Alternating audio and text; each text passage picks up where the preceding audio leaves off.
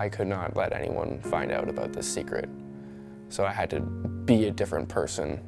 If I was in a new situation, I was honestly terrified at all times. It didn't matter if I was playing or not.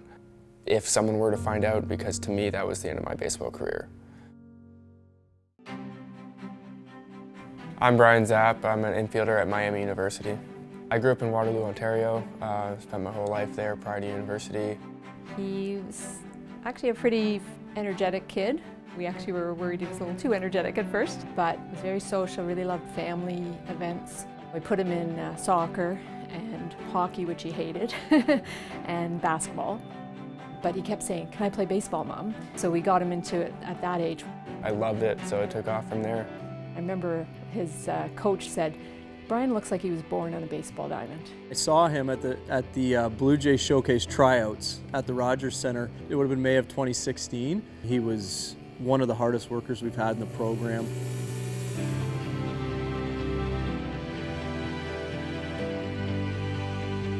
As he got into our program, we learned a lot more about him as his work ethic and everything else. So, but everything was really, really easy to recruit him.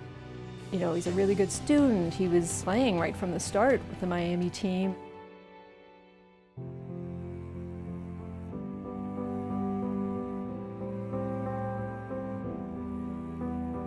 Second year, sophomore year, university was really tough, depression-wise, and a lot of it stemmed from my sexuality. Holding it in for so many years and getting to university, and I think just it becoming more and more of my life and suppressing that, I didn't have that chance to suppress that with baseball. I couldn't take my mind off of it, which was kind of sad for the game that I'm supposed to love.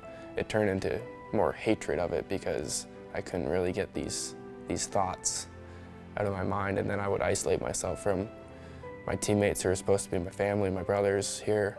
You know, I just wouldn't socialize. I would sit in my room, just let these thoughts spiral and eat away at myself.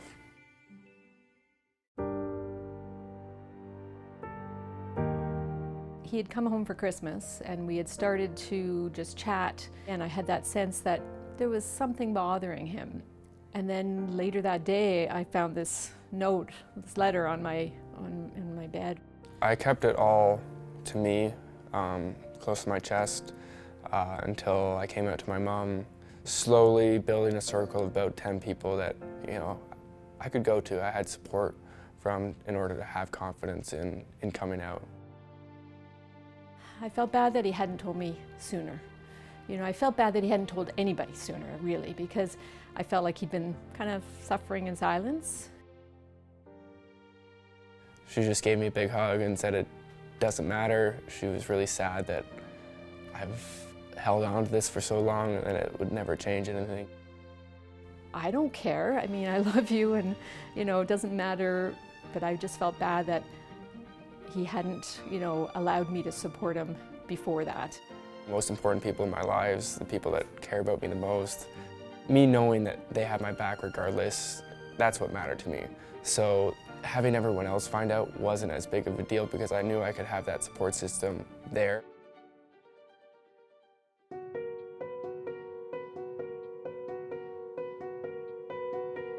This was the only thing in my head for weeks because I had planned it. After the exam, I get ready to leave, drive about 20 minutes to calm the nerves, and I pull over in some random parking lot and just click post.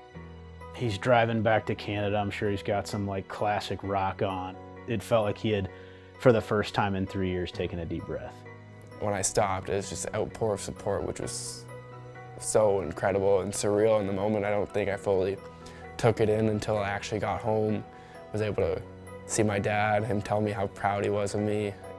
Miami baseball, except for one teammate, found out through the post. I called him the second I got done reading it, but my general reaction was that I'm really proud of you for doing this. I can't imagine trying to live with something like that and feeling like you need to hide it. He was making sure that I would never feel discriminated against or unsafe in this environment. Teammates were telling me how brave I was, how proud they were and how happy they were for me to be myself finally. None of them really realized the struggle that I had gone through. Brian Zapp is Brian Zapp, and no matter sexuality, that doesn't change. Like who he is as a teammate and a guy, like he's just a great person, you know. There's a kid in high school right now that feels like he can't say what he really wants to say, can't be himself, and I think Brian's helping knock down some of those walls. Yeah, it does create an avenue for, you know, people to hopefully, you know, see that and be like, hey, maybe I'm not alone, and in this athletic world, like this isn't something that I need to hide the rest of my life. He thought, you know, if it doesn't, you know, go as well as he hoped, it was still important to do to make it easier for the next guy. And, you know, that was just really heartwarming, you know, to hear him say that. Man, I got 2 left gloves. It's not gonna work, man. I started to really enjoy practice more, being around guys, just playing the game, because before I would worry about this during games and that would just eat away at me. Now I can kind of play without that weight. Like, struggling in baseball isn't nearly as difficult as what I just went through for myself. There's never been anyone in college baseball to come out while playing, and I'm extremely proud to be the first one to do so.